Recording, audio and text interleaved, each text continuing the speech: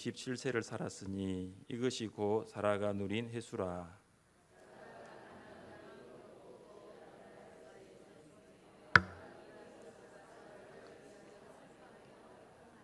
그 시신 앞에서 일어나 나가서 해 족속에게 말하여 이르되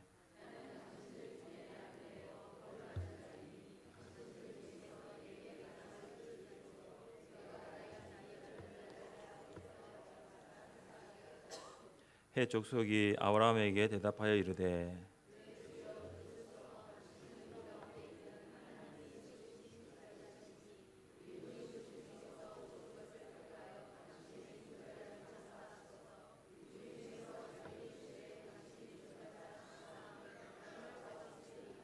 아브라함이 일어나 그 땅 주민 해 족속을 향하여 몸을 굽히고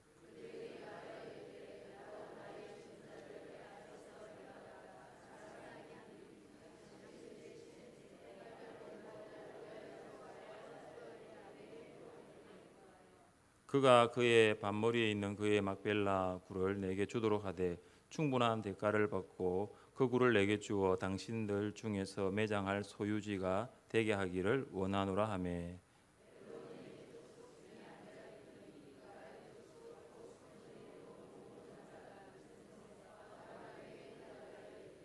내 주여 그리 마시고 내 말을 들으소서. 내가 그 밭을 당신에게 드리고 그 속의 굴도 내가 당신에게 드리되 내가 내 동족 앞에서 당신에게 드리오니 당신의 죽은 자를 장사하소서.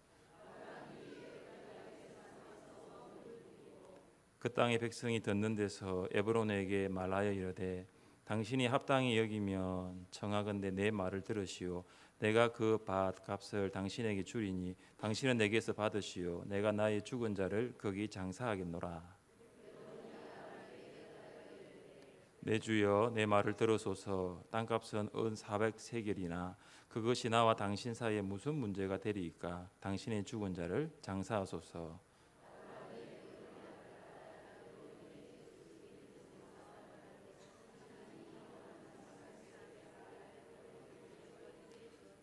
마므레 막벨라에 있는 에브론의 밭 곧 그 밭과 거기에 속한 굴과 그 밭과 그 주위에 둘린 모든 나무가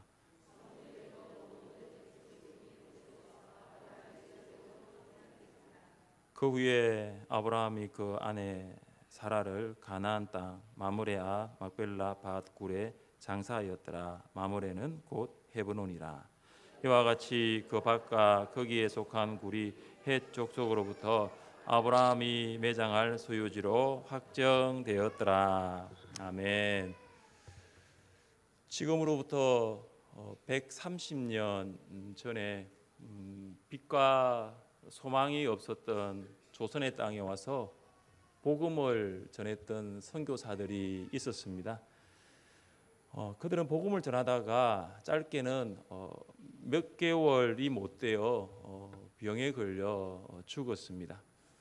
그런데 그들이 매장지로 택한 것은 그들의 모국 땅이 아니라 선교지인 조선 땅이었습니다. 우리는 그들의 매장지를 양화진 외국인 선교사 묘원이라고 부릅니다. 양화진에는 구한말과 일제강점기에 우리 민족을 위해 일평생을 바친 선교사들과 그의 가족 145명이 다른 이들과 함께 안장되어 있습니다. 사람이 죽은 이후에 어디에 매장되느냐는 굉장히 중요합니다. 선교사들은 그들의 모국으로 돌아가지 않고 조선에 묻혔습니다. 우리나라가 그들의 새로운 고향이 된 것입니다. 오늘 본문에는 죽음 이후 고향으로 돌아가지 않고 하나님께서 부르신 땅에 묻힌 한 사람이 등장합니다. 사람은 누구나 태어난 고향에 매장되는 것을 원하는데 왜 그녀는 고향 갈대아 우르가 아닌 가나안 땅에 묻혔을까요? 사라는 127세에 죽었습니다. 사라가 65세에 가나안 땅에 왔으니 가나안에서만 62년을 살았습니다. 62년 참으로 많은 일들이 있었습니다. 사라는 남편 아브라함과 함께 가나안에 왔지만 가나안의 모든 것들은 그녀에게는 낯설었을 것입니다. 남편을 따라 울산에 온 아내인 성도님들도 많이 낯설었죠. 30년 전, 20년 전. 가나안에 정착한 지 얼마 안 되어 흉년이 들어 아주 먼 애굽으로 내려갔습니다. 남편은 애굽에서 자신의 이 목숨 때문에 사라를 아내가 아닌 누이라고 말했습니다. 사라는 하나님의 보호하심에 대한 믿음이 없는 남편을 보면서 참 답답한 마음이 들었을 것입니다. 남편은 하나님께서 분명히 자녀를 주신다고 말을 했는데 10년이 지나도 사라는 임신이 안 되었습니다. 그래서 사라는 여종 하갈을 남편과 동침하게 하였습니다. 그런데 사라는 임신한 하갈로부터 멸시와 수모를 당해야만 했습니다. 가나안에 도착한 지 25년이 지났을 때 기다리고 기다렸던 아들 이삭이 태어났습니다. 그런데 이삭이 10서너 되던 어느 날 아침 갑자기 남편과 아들 이삭이 사라져 버렸습니다. 아무리 찾아봐도 찾을 수가 없었습니다. 사라는 아브라함과 이삭이 돌아오기까지 마음 편하게 있지 못했을 것입니다. 제가 사라의 삶을 간단하게 요약했지만 그녀의 삶은 파란만장했을 것입니다. 이 자리에 앉은 성도님들 중에도 어떤 성도님은 사라 못지않게 모진 어려움과 고통을 겪으신 분이 있을 것입니다. 지금도 아마 그 어려움과 고통 중에 있는 성도들도 있을 것입니다. 사라 인생을 통해서 여러분에게 하나님의 위로와 돌보심이 함께 하시기를 바랍니다. 사라는 성경에서 여자로서는 유일하게 나이가 언급되었습니다. 사라는 다른 여자들과는 다른 특별한 부분이 있다는 거죠. 하나님께서 아브라함에게 사라를 통해서 약속의 자녀를 주시겠다고 말씀하셨기 때문입니다. 내 아내 사라가 내게 아들을 낳으리니 너는 그 이름을 이삭이라 하라. 내가 그와 내 언약을 세우리니 그의 후손에게 영원한 언약이 되리라. 사라가 죽었을 때 아브라함은 가슴을 치며 애통했습니다. 아브라함은 나그네와 같은 생을 함께 살아온 아내 사라가 먼저 죽은 사실에 대해서 견딜 수가 없었습니다. 아마 사라와 함께 했던 그 지난날의 시간들이 영화와 같이 또한 파노라마 필름과 같이 지나갔을 것입니다. 아내를 2번이나 누이라고 속였던 아브라함이었지만 그는 사라를 정말로 아끼고 사랑했습니다. 평생을 함께한 배우자의 죽음은 남은 자에게 감당할 수 없는 큰 슬픔임에 틀림이 없습니다. 특히 한 평생을 사랑하며 살았던 아내의 빈자리는 크게만 보입니다. 아내를 먼저 보낸 그 장례식을 제가 가보면 남편을 먼저 보낸 장례식하고는 또 느낌이 다르더라고요. 오늘 수요 성령기도에 참석한 남자 성도님들은 아내를 더 아끼고 사랑하고 이해하고 배려할 수 있기를 바랍니다. 남자 성도님들 그렇게 하시기 바랍니다. 네, 그렇게 하십시오. 아무리 슬프더라도 아브라함은 가만히 있을 수가 없었습니다. 가나안 땅은 날씨가 덥고 지중해 영향으로 습도가 높습니다. 그래서 시체가 금방 부패하기 때문에 24시간 이내에 장사하는 것이 상책입니다. 아브라함은 아내 사라의 장례를 치르기 위해 서둘러야 합니다. 그런데 아브라함은 아내를 묻어줄 만큼의 땅조차 가지고 있지 못했습니다. 장례를 하기 위해서는 땅이 있어야 되는데 아브라함에게는 땅이 없는 것입니다. 아브라함의 가나안에서 산 것만 62년인데 아브라함의 이름으로 등기가 된 땅이 한 평도 없다라는 것이죠. 그동안 아브라함이 어떻게 살았길래 아내를 묻어줄 땅조차 준비하지 못했습니까? 롯이 아브라함을 떠나 소돔으로 내려간 후 하나님께서 아브라함에게 말씀하셨습니다. 너는 눈을 들어 너 있는 곳에서 북쪽과 남쪽 그리고 동쪽과 서쪽을 바라보라. 보이는 땅을 내가 너와 내 자손에게 주리니 영원히 이르리라.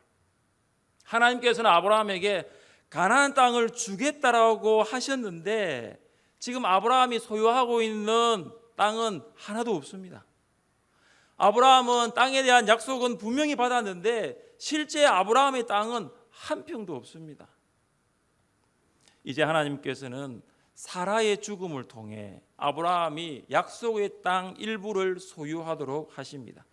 아브라함은 슬픔의 자리에서 일어나 묘를 매입하기 위해 헷 족속에게 갔습니다.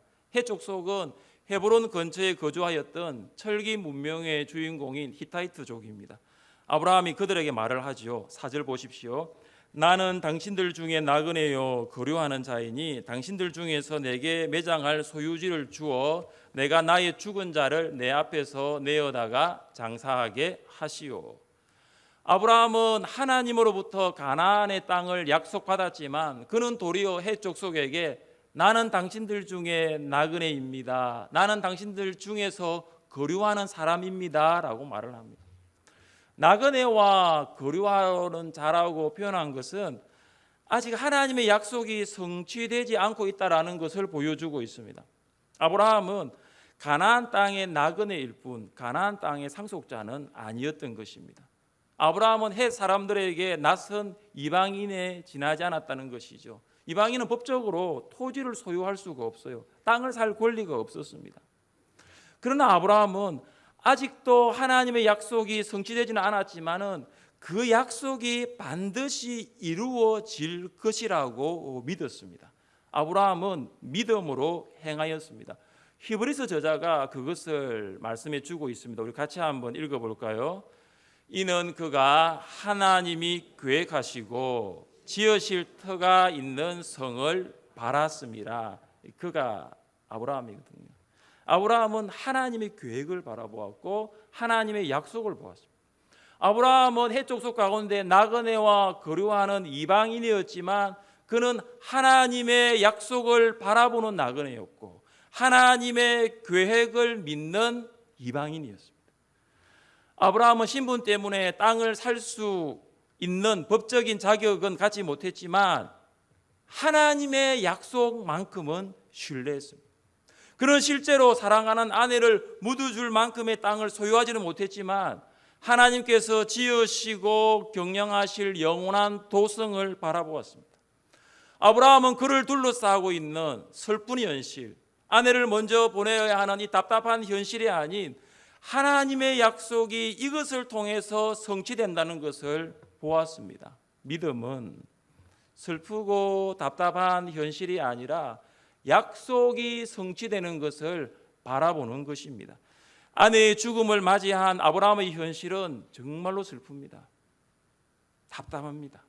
그럼에도 그는 그것을 통해서 하나님의 약속이 성취될 것을 믿었습니다. 헷 족속은 매장지를 달라는 아브라함의 요구를 허락하였습니다. 아브라함은 에브론이 소유하고 있는 막벨라 굴을 값을 지불하고 사려고 했습니다. 그런데 에브론은 이 막벨라 굴뿐만 아니라 이 굴이 지금 위치하고 있는 밭까지도 아브라함에게 드리겠다고 하고 있습니다. 11절을 한번 보십시오. 11절을 보시면 에브론이 아브라함에게 밭과 굴을 드린다라는 표현이 3번이 나옵니다. 근데 여기서 드린다라는 것은 에브론이 아브라함에게 공짜로 주겠다는 것이 아니에요. 우리가 11절을 읽어보면 표면적으로는 에브론이 아브라함에게 호의를 베푸는 것처럼 보이나 실제로는 그렇지가 않습니다. 당시 법에 의하면 땅 주인이 그 땅에 속한 모든 것에 세금을 내도록 되어 있었습니다. 아브라함이 막벨라 굴을 매입하더라도 그 굴에 대한 납세의 의무는 여전히 그 땅 주인인 그리고 그 땅의 주인은 에브론에게 있는 것입니다. 막벨라 굴은 에브론의 소유의 밭에 있었기 때문입니다. 그래서 에브론은 납세 의무의 원천이 되는 밭 전체를 이 밭 전체에 대한 소유권을 아브라함에게 넘겨주려고 한 것입니다. 그래서 굴뿐만 아니라 밭도 사라는 것이죠. 사실 아브라함은 밭이 필요 없었습니다. 그에게 필요한 것은 아내 사라를 장사 지낼 굴만 필요했습니다. 그러나 막벨라 굴을 사기 위해서는 그 밭까지 사야만 했습니다. 아브라함은 에브론의 요구대로 은 400세겔을 주었습니다. 우리는 그 밭의 크기가 얼마인지를 정확히 알 수 없지만 막벨라 굴을 얻기 위해 지불한 은 400세겔을 보면 그 밭은 참 비싼 가격에 산 것이라고 볼 수 있습니다. 은 400세겔의 무게가 4.56kg이에요. 이게 약 1200돈이 됩니다. 1200돈. 이것을 제가 계산해 보니까 요즘 시가로는 약 300만 원이 나오는데 그 당시 시가로는 모르겠습니다. 근데 굉장히 비싼 값을 주고 그 밭과 굴을 산 것은 분명합니다. 결국 아브라함은 에브론이 요구하는 대로 값을 지불하고 막벨라 굴도 사고 그 굴이 있는 밭도 매입하게 됩니다. 우리 함께 17절과 18절을 같이 봅니다. 17절과 18절 같이 읽겠습니다. 마므레아 막벨라에 있는 에브론의 밭, 그 밭과 성문에 들어온 모든 해족속이 보는 데서 아브라함의 소유로 확정된지라. 드디어 막벨라 굴도 또 막벨라 굴이 있는 밭도 아브라함의 소유가 되었습니다. 아브라함은 막벨라 굴과 이 밭을 매입함으로 하나님께서 약속하신 가나안 땅을 처음으로 소유하게 된 것입니다. 이것을 통해서 하나님께서 아브라함에게 약속하신 그 약속이 이루어지고 있는 것을 보게 되었습니다. 해족속 중 에브론이 소유했던 막벨라 굴은 하나님께서 아브라함에게 이 가나안 땅을 주겠다고 약속하신 그 약속이 이루어지는 성취의 증표가 된 것입니다. 아브라함은 아내 사레를 막벨라 굴에 장사했습니다. 그리고 이 막벨라 굴은 사라뿐만 아니라 나중에 아브라함 자신도 그리고 그의 아들 이삭과 리브가도 그리고 야곱과 레아도 이 막벨라 굴에 묻히게 됩니다. 야곱이 죽었을 때 아들 요셉은 바로에게 가나안 땅에 있는 묘실에 장사하게 해달라는 아버지의 유언을 전달하게 되죠. 여러분, 애굽에 묘실이 없어서 요셉이 가나안 땅에 야곱을 장사 지내려고 했을까요? 애굽에는 아마 가나안 땅보다 더 좋은 묘가 많았을 것입니다. 그리고 애굽에서 가나안 땅까지의 거리가 결코 가깝지가 않아요. 그런데 얼마나 이 막벨라 굴이 족장들에게 중요한 의미였으면 그곳에 묻어달라고 했을까요? 창세기 저자는 야곱의 장례를 이렇게 기술하였습니다. 야곱의 아들들이 아버지가 그들에게 명령한 대로 그를 위해 따라 행하여 그를 가나안 땅으로 메어다가 마므레아 막벨라 밭 굴에 장사하였으니 이는 아브라함이 헷족속 에브론에게 밭과 함께 사서 매장지를 삼은 곳이더라. 막벨라 굴은 단순하게 사라의 무덤이 아니에요. 거기에는 아들 이삭, 그의 손자 야곱이 묻히는 가족 묘실이었습니다. 또한 막벨라 굴은 야곱의 자손들이 애굽으로 내려가 400년 동안 종살이를 하고 난 다음에 다시 가나안 땅으로 돌아오게 하신다는 하나님의 말씀이 이루어지는 성취의 증표였습니다. 마치 막벨라 굴은 이스라엘 자손들을 가나안 땅으로 돌아오게 하는 자석의 힘과 같은 곳이었습니다. 19절에 보면 창세기 저자는 이 마므레, 막벨라 굴이는 이 마므레를 헤브론이라고 했습니다. 막벨라 굴이 있는 마므레는 후에 헤브론이라는 지명으로 알려지게 됩니다. 헤브론은 역사적으로 굉장히 의미가 있는 장소입니다. 가나안 전쟁 이후에 유다 지파는 헤브론 땅을 기업으로 분배받았습니다. 당시 헤브론 땅은 해발 900m가 넘는 고산지대였고 가장 전투력이 강한 아낙 거인 족속인 아낙 사람들이 살고 있었습니다. 그때 갈렙이 여호수아에게 이렇게 말을 하지요. 우리 같이 한번 읽어보겠습니다. 그날에 여호와께서 말씀하신 이 산지를 지금 내게 주소서. 당신도 그날에 들으셨거니와 그곳에는 아낙 사람이 있고 그 성읍들은 크고 견고할지라도 여호와께서 나와 함께 하시면 내가 여호와께서 말씀하신 대로 그들을 쫓아내리이다. 여호수아는 이 갈렙의 요구대로 헤브론을 주었고 그리고 유다 지파는 헤브론을 삶의 터전으로 하며 살았습니다. 그리고 이 헤브론은 나중에 다윗이 유다 지파의 왕으로 세움받는 곳이 됩니다. 여러분, 예수님은 유다 지파를 통해 메시아로 이 세상에 오셨습니다. 단순하게 굴 하나의 의미가 아니라는 거죠. 그 막벨라 굴은 하나님께서 약속하신 약속 성취의 정표가 되었고 예수님께서 오시게 되는 유다 지파의 터전이 되었던 것이죠. 창세기 23장은 사라의 죽음으로 시작합니다. 그러나 우리는 창세기 23장을 통해서 사라의 죽음 너머에서 일하시는 하나님을 봅니다. 여러분, 창세기 22장과 24장 사이는 이 23장은 어떻게 보면 조금 빠져도 될 것 같아요. 왜냐, 24장은 이삭의 이야기가 나오거든요. 이제는 아브라함의 이야기가 끝나고 자연스럽게 족장 이삭으로 넘어가면 되는데 23장 1절부터 20절이라는 굉장히 많은 분량을 지금 저자는 할애하는 이유가 있다라는 거예요. 죽음은 슬픔입니다. 죽음은 애통함을 가져옵니다. 그러나 우리는 이 사라의 죽음을 통해서 하나님께서 아브라함에게 말씀하신 그 땅의 약속이 어떻게 이루어지는가를 보게 되는 단초를 이 창세기 23장에서 알 수가 있는 것이죠. 아브라함은 사라의 죽음 너머의 이삭, 그리고 이삭의 자손들과 후손들을 보고 있는 것입니다.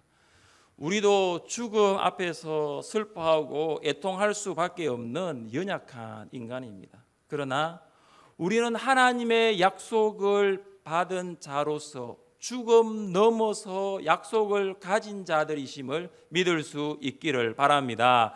막벨라 굴은 아브라함의 가족들이 묻힌 묘실 정도가 아니라 하나님의 약속은 반드시 성취된다라는 정표입니다. 막벨라 굴은 죽음과 애통이라는 그 고통 가운데서도 하나님의 약속은 반드시 성취된다는 것을 확연하게 보여주는 증거라는 것이죠. 여러분, 말씀과 성령으로 거듭난 신자라면 누구나 하나님의 약속을 받았을 것입니다. 그리고 신자라면 하나님께서 약속하신 그것이 반드시 이루어질 것이라는 막벨라 굴과 같은 정표를 가지고 있어야 합니다. 여러분에게 있어서 하나님의 약속이 반드시 이루어질 것이라는 이 막벨라 굴과 같은 언약 성취의 정표가 있습니까? 죽음이라는 슬픔과 애통의 순간에도 하나님의 약속을 신뢰하고 그 약속을 바라볼 수 있는 언약 성취의 정표가 무엇입니까? 한 아버지께서 아들에게 대학에 들어가면 차를 사주겠다고 약속을 했습니다. 여러분은 이런 약속 하지 마시기 바랍니다. 아들이 열심히 공부를 해서 대학에 들어갔습니다. 그러면서 이제 집에서 이제 이렇게 학교로 가기 전에 이 아들의 아버지에게 아버지 분명히 대학에 들어가면 차를 사준다고 했으니까 차를 사기 위해서 돈이 필요한데 돈을 좀 달라고 했습니다. 그때 아버지가 준비한 성경책을 딱 주면서 얘야 빌립보서 4장 19절을 꼭 읽어보렴. 너의 뜻이 이루어질 거야. 그렇게 했습니다. 그런데 지금 아들이 원하는 것은 이 성경책이 아니잖아요. 지금 차 살 돈인데 아버지가 약속을 지키지 않으셨다라고 불평하면서 성경책은 아예 보지도 않았습니다. 1년이 가고 2년이 가고 집에 올 때마다 아들은 왜 아버지 차 안 사주세요? 투정을 부린 것이죠. 졸업을 하고 아들이 집에 돌아왔습니다. 그는 아버지에게 이렇게 이야기합니다. 결국 저와 한 약속 지키지 않으셨군요. 차도 안 사주시고요. 그러자 아버지가 이렇게 말을 합니다. 아직도 성경책을 읽어보지 않았니? 성경책을 이리 가져오너라 하면서 아버지가 성경책을 가지고 빌립보서 4장 19절을 펼쳤어요. 그런데 거기에는 아들이 차를 살 수 있는 액수의 충분한 돈이 수표로 끼워져 있는 것이 아닙니까? 여러분, 빌립보서 4장 19절 궁금하시죠? 어떤 말씀인지 같이 한번 읽어보겠습니다. 나의 하나님이 그리스도 예수 안에서 영광 가운데 그 풍성한 대로 너희 모든 쓸 것을 채우시리라. 여러분 그 펼치시면 수표는 없어요. 수표는 없는데 이 말씀을 믿으면 돼요. 나의 하나님이 그리스도 예수 안에서 영광 가운데 그 풍성한 대로 너희 몫을 것을 채우시리라. 하나님께서 우리에게 주신 약속의 증표는 성경입니다. 우리에게 있어 막벨라 굴은 성경이에요. 하나님의 약속을 우리가 신뢰하고 바라볼 수 있는 근거도 성경입니다. 성경이 바로 약속의 증표입니다. 우리도 사라의 죽음과 같은 그 슬픔, 또 배우자를 먼저 보내야 되는 그런 애통, 우리의 삶의 한복판에 이런 일들이 일어나더라도 그곳에서 하나님의 약속이 성취되는 것을 믿을 수 있는 것은 성경임을 믿습니다. 성경을 손에 들고 있는 신자, 하나님의 약속이 성취되는 것을 보게 될 것입니다. 성경을 가까이 하는 신자의 삶에는 하나님의 약속이 반드시 이루어지게 될 줄 믿습니다. 약속하신 것을 반드시 이루시는 언약의 말씀인 성경을 가까이 하고 그 말씀을 사랑하는 여러분 되시기를 주님의 이름으로 축복합니다.